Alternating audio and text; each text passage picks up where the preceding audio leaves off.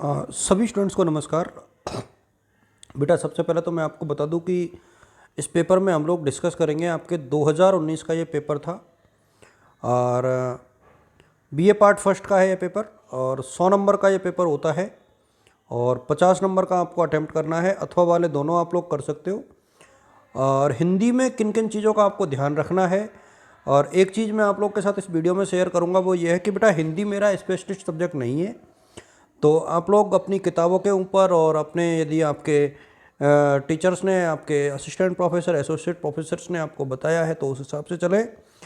और बस मेरा उद्देश्य यही था कि आप में से बहुत से बच्चों के मैसेज आ रहे थे तो मुझे लगा कि ठीक है आप लोग इतना कह रहे हो तो मैं आपके साथ चीज़ें शेयर कर देता हूँ।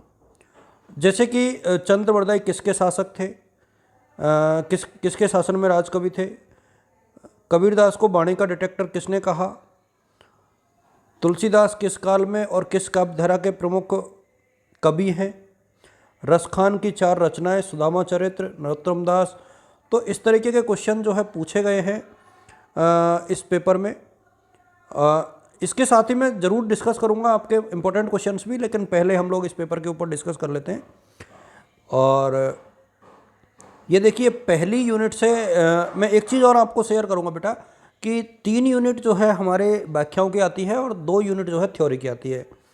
तो जिन बच्चों को व्याख्या करने में इंटरेस्ट आता है वो लोग व्याख्या कीजिए और व्याख्या करते टाइम आपको सप्रसंग व्याख्या करनी होती है। सप्रसंग का मतलब ये है कि ये किसकी कृति है, किस बुक से ली गई है और उसके बाद इसमें क्या कहा गया है। तो ये आपको तीनों चीज़ें बताओगे तब जाकर के नंबर अच्छे आएंगे। अदरवाइज बहुत अच्छे नंबर जो है हिंदी में लाना आसान नहीं है। अपने आप में एक टफ सब्जेक्ट मानी जाती है और टफ इन द सेंस है कि बहुत आसानी से इसमें नंबर नहीं ला सकते। बहुत मेहनत की आवश्यकता हिंदी में पड़ती है, बहुत निरंतर अभ्यास की आवश्यकता पड़ती है। तो ये देखिए इसमें तो मैं आपकी ज़्यादा हेल्प नहीं कर सकता। अब आप यहाँ पर देख पा रहे हो कि आदिकाल की विशेषताएं, राम भक्ति काव्य की प्रमुख विशेषताएं, शब्द शक्तियों के सामान्य परिचय देते हुए लक्षणा शब्द शक्ति की सम्यक विवेचना, ये आपकी चौथी और पांचवी है। और मेरा कहने का मतलब ये है कि ये व्याख्याएं आपसे नहीं आती तो ये चौथी और पांचवी यूनिट को अच्छे से पढ़ लीजिए आप लोग और यहाँ से आपको पेपर मिल जाएगा। बड़े क्वेश्चन बहुत अच्छे पूछे थे इसमें। देखिए यहाँ पर श्लेष, उत्प्रेक्षा और संदेह, ये 3 तो पिछले साल पूछ लिए हैं। अलंकार और अलंकार इस साल भी आएंगे तो आप लोग इसको थोड़ा सा ध्यान से देखना। कबीर की भक्ति भावना, ये देखिए सारे ही क्वेश्चन जो है यहाँ पर थ्योरी के हैं, इसलिए जो बड़े क्वेश्चन हैं उनको आप लोग थोड़ा सा और अच्छे से देखिए। अब मैं डिस्कस करूँगा आपके इम्पोर्टेंट क्वेश्चंस के ऊपर और इम्पोर्टेंट क्वेश्चंस के लिए हम लोगों को फिर सिलेबस वाले सेक्शन पे जाना पड़ेगा। और सिलेबस वाले सेक्शन पर आप जाओगे तो हम लोगों ने सिलेबस इसका देख रखा है पहले से, हिंदी का सिलेबस। ये देखिए सेकंड पेपर को हम लोग बाद में शेयर करेंगे संभवतः कल। देखिए पहला जो है चंद्रवरदाई। अब यहाँ पर देखिए जैसे कबीरदास है तो आपको कबीरदास की साखी है, सुमिरन को अंग है, बिरह के अंग है, ये जो चीज़ें दी गई है ना कबीरदास की, इनके बारे में आपको पता होना चाहिए।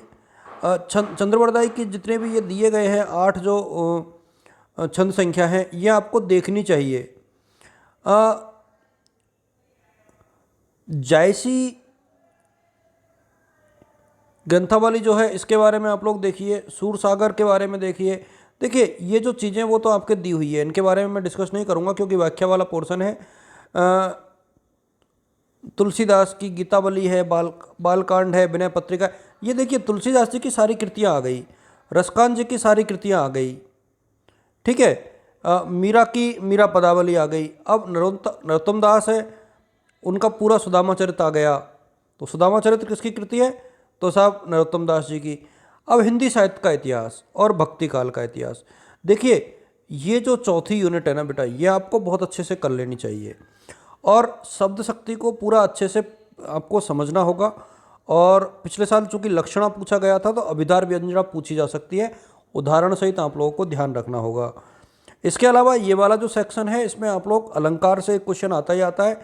तो अलंकार में इस बार आप लोग जो है यमक, उपमा, रूपक, अतिशयोक्ति को ज़रूर देख करके जाएं, क्योंकि यहाँ से क्वेश्चन बनने के आसार ज़्यादा बनते हैं।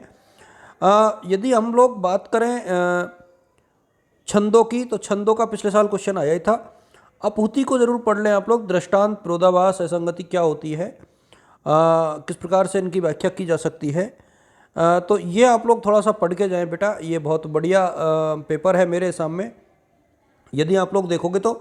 और हिंदी साहित्य का जो इतिहास है ना, इसके कालखंड का विभाजन, यानी कब इसका इतिहास का विभाजन हुआ, इसकी प्रमुख विशेषताएं, दोनों कालों की, आदिकाल की और भक्ति काल की क्या क्या है, और आदिकाल की प्रमुख कृतियाँ कौन कौन सी हैं, भक्ति काल की प्रमुख कृतियाँ कौन कौन सी हैं, आदिकाल में कौन कौन से साहित्यकार हुए हैं, भक्ति काल में कौन कौन से हुए, ये सारा जो है आपको पढ़ना पड़ेगा।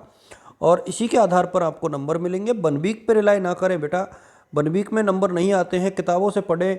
हालांकि अब आपका पेपर के में ज़्यादा टाइम नहीं है, तो आप लोग इसको पढ़ लें। और मेरी तरफ से आप सभी को शुभकामनाएं, ऑल द बेस्ट और गुड लक।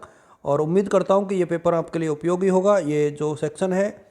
और प्लीज़ आप लोगों से एक और रिक्वेस्ट है बेटा कि इसमें जितने भी नाम दिए गए हैं उनकी सभी की 2-2 3-3 किताबें और उन लेखकों के बारे में पढ़ लेना, जिससे कि एक एक नंबर वाले क्वेश्चन आपके हो जाएं। क्योंकि इसमें यदि एक एक नंबर वाले करोगे तो कटेंगे नहीं, यानी 10 नंबर आपके 20 नंबर माने जाते हैं एक्चुअली। यदि 50 का करोगे तो वो ऑटोमेटिकली 100 हो जाएंगे, क्योंकि 100 में से ही आएंगे नंबर। तो 50 में से यदि आपके 36 नंबर आएंगे तो वो 72 माने जाएंगे। इस तरीके से मार्किंग होती है, आप लोग इसका ध्यान रखें। और आप सभी को all the best, good luck, शुभकामनाएं मेरी तरफ से। और आप लोग शुद्धियों का, बर्तनी का बहुत ज़्यादा ध्यान रखें, अशुद्ध ना लिखें, सेंटेंस फ्रेमिंग पूरी करें। ठीक है बेटा।